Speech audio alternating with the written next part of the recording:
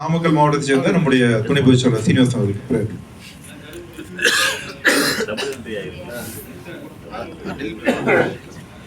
இந்த விருது வழங்கும் விழாவிற்கு வருகை தந்துள்ள அனைத்து சமூக ஆர்வலர் அவர்கள் அனைவருக்கும் முதற்க நன்றியை தெரிவித்துக் கொள்கிறேன்.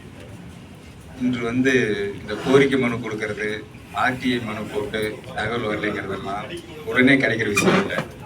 அதிலிருந்து நம்ம நிறையா ஒரு வருஷம் குறைஞ்சது. அதுக்கப்புறம் இன்னைக்கு நாமக்கல் மாவட்டத்தில் கலெக்டரமாக இருந்துக்கிட்டு அதிகாரிகளை நேரடியாக வேலை வாங்க முடியலன்னா நாங்கள் பெட்டிஷன் போட்டால் அதை வச்சு வேலை வாங்குற அளவுக்கு நீ 10 ரூபாய்க்கு நாமக்கல் மாவட்டத்தில் வந்திருக்கிற காரணம் எங்களோட டீம். இங்கே எங்களில் யாரும் மாவட்ட செயலாளர், ஒன்றிய செயலாளர், கிளை செயலாளர், மாநில செயலாளர் அதெல்லாம் எதுவும் கிடையாது. எல்லாம் ஒரே கேட்டகரியில தான் இருக்கும். அது எந்த ஒரு மாவட்ட அலுவலகங்கள், அனைத்து மாவட்ட அலுவலகத்துக்கு போனாலும், தாலுக்கா அலுவலகத்துக்கு போனாலும், காவல் நிலையங்களுக்கு போனாலும், அப்படி போனாங்கன்னா ஒரு பொதுச் செயலாளர் போன ரேஞ்சுக்கு தான் அங்க வச்சிருக்கோம். அந்த அளவுக்கு எங்களுக்கு கட்டுக்கோப்பு இருக்குது இல்லையோ, ஒரு ஒற்றுமை இருக்குது. அது எல்லா மாவட்ட நிர்வாகிகளும் மாவட்டத்துல கிளையிலிருந்து மேல்மட்டம் வரல ஒரே மாதிரி கொண்டுட்டு வரணும். இவங்க கீழே ஒன்றியத்தில் இருக்கிறாங்க, கொஞ்சம் ஒரு லெவல் இருக்காங்கனால பார்க்கக்கூடாது. எல்லா ராணுவ வீரர்கள் எப்படி ஒரு உயிர் 2 பேர் ஒரு போருக்கு போறப்போ ஒருத்தர் அடிபட்டுட்டாருன்னா இன்னொருத்தர் விட்டுட்டு ஓடியார மாட்டாங்க. அப்படி முடிஞ்ச அளவுக்கு தன் உசுரே போற நிலைமையா தான் காப்பாத்துற மாதிரி எங்க நாமக்கல் மாவட்டத்தில் நாங்க வச்சிருக்கோம். அதனாலதான் நீங்க நாங்க ஒரு மனு கொடுத்தால் அங்க வேலை நடக்கும்.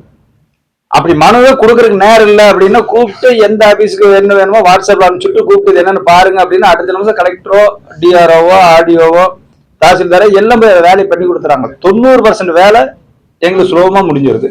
அதே மாதிரி காவல்துறை அதிகாரிகள்லாம் நீங்க என்னதான் ஒரு அரசியல் பவர் இருந்தாலும் ஒரு பொய் கேஸ் எங்க 10 ரூபாய்க்கு கொடுக்க முடியாது.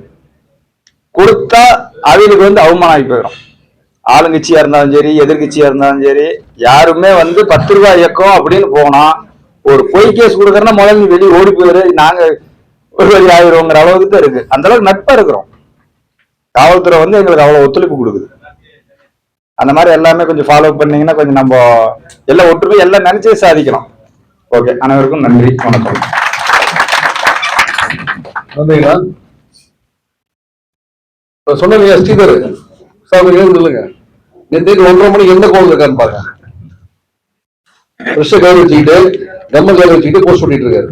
நேற்று 1:30 மணிக்கு. இதுதான் உழைப்பு. எதுக்காக ஓட்டுறாரு? நம்ம எல்லாம் உட்காந்து அவங்க எல்லாம் பாக்குறதே ஓட்டுறாரு.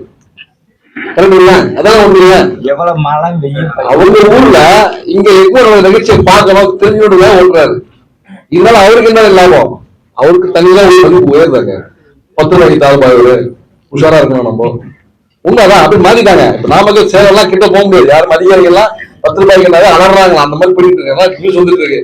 இது சென்னை நாங்க அடுத்து நான் எப்ப மாத்த போறது தெரியல. நாங்க போட்டோ வச்சிருந்தேன், நீங்க அந்த போட்டோ அவங்க முடிச்சிட்டாங்க. அடுத்தபடியாக